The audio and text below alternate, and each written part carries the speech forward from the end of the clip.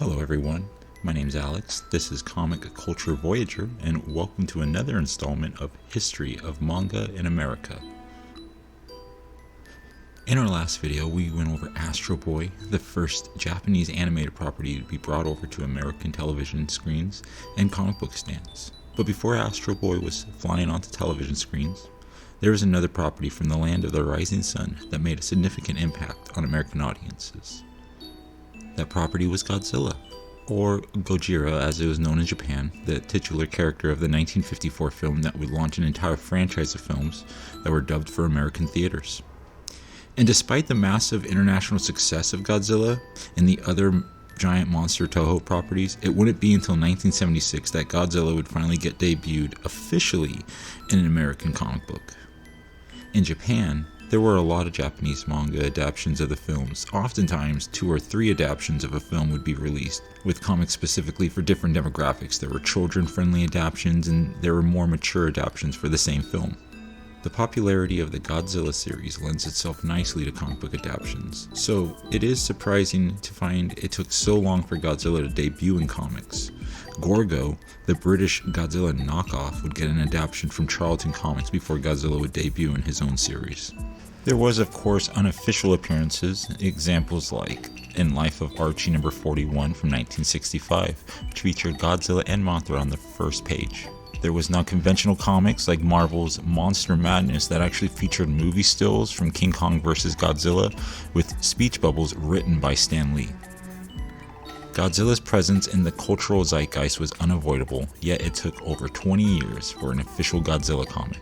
The reasoning for this could be the Comic Code Authority, which made publishers hesitant to publish monsters or horror stories throughout the 1960s. By the 1970s, Godzilla's depiction in film shifted from a monster that was an unstoppable force of destruction into an anti-hero and then eventually a full-fledged hero, often on the side of the human protagonists, and with more and more increasingly wacky plots, characters, even giving Godzilla a son to market more directly to the children audience who were more frequently filling the seats of Godzilla movies. Mel Marin, president of CinemaShares, also saw Godzilla as a heroic figure and felt it was time to show kids that you don't need to be Superman to be a hero. CinemaShares went on to distribute the 1976 Godzilla vs. Megalon film for wide theatrical release. With the vision of promoting Godzilla as a quasi-heroic figure for younger audiences, the film was edited so it could retain a G rating. In anticipation of the film, promotional items were made: posters, buttons, and a 4-page comic book. This 4-page adaptation of Godzilla vs. Megalon doesn't have any credits for story or art, and the translated names are completely wrong, with Jet Jaguar being misnamed as Robot Man and Gigan as Borodan. Not even a year later, 1977, Godzilla would premiere in Marvel Comics with Doug Moench writing and art by Herb Trimpe. This not only brought Godzilla into the comic book stands, but it also injected Godzilla directly into the Marvel Universe. Marvel Comics' run of Godzilla went for 24 issues, from August 1977 to July 1979. The story followed Godzilla across America as it interacted with various Marvel heroes and entities like S.H.I.E.L.D., the Champions, Fantastic Four, the Avengers, and even Devil Dinosaur and Moon Boy. The series also birthed an original character to combat Godzilla, a giant robot that Marvel could call their own, Red Ronin, a kaiju-sized samurai robot created by Stark Industries. There were more plans beyond the 24-issue run, but the license had expired, and so Godzilla's next appearance was actually reworked into a story in Marvel Spotlight number 5, featuring Dragonlord facing off against Godzilla, whose name was changed to Wani. Despite this, Godzilla would continue to appear in Iron Man as an antagonist, and its final appearance was actually in The Thing number 31. Godzilla wasn't Marvel's only foray into Japanese properties at the time. Shogun Warriors, a comic book tie-in with the Mattel toy line of giant robot figures from multiple properties.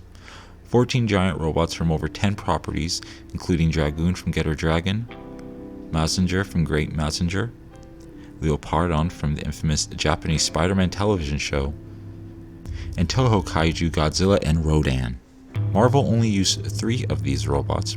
Marvel surprisingly did not use their own giant robot, Red Ronin, and Godzilla did not appear in the comic despite the license to both Godzilla and Shogun Warriors being under Marvel at one point.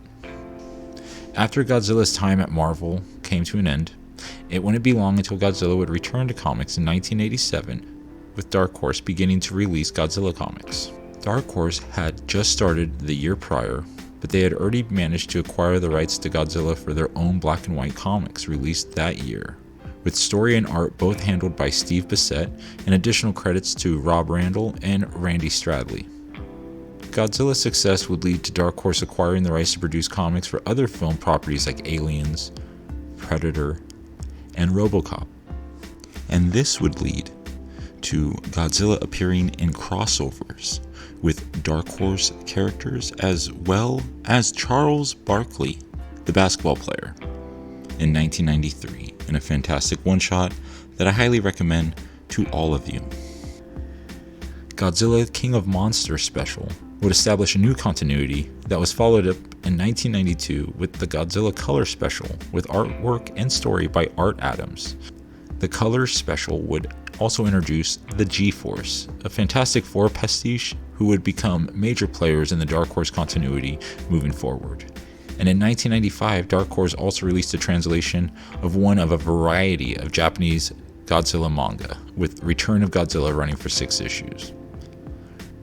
Later in the 90s, Godzilla would find home at IDW Publishing, and the American comics would actually find a fan base in Japan, with Phase 6 distributing the American Godzilla comics to Japanese markets. Today, Godzilla comics still come out on a regular basis in a traditional American comic book format. The mangas are a little bit more harder and scarcer to come by, with a majority of them never having been localized for American markets. And that's the story of Godzilla in American comic books. Go down to your local comic book store, check it out. I'm sure there's a Godzilla comic book probably up on the shelf right now. In the next episode, we're going to go into the history of the popular anime and manga of the underground comic scene and the birth of Viz Media.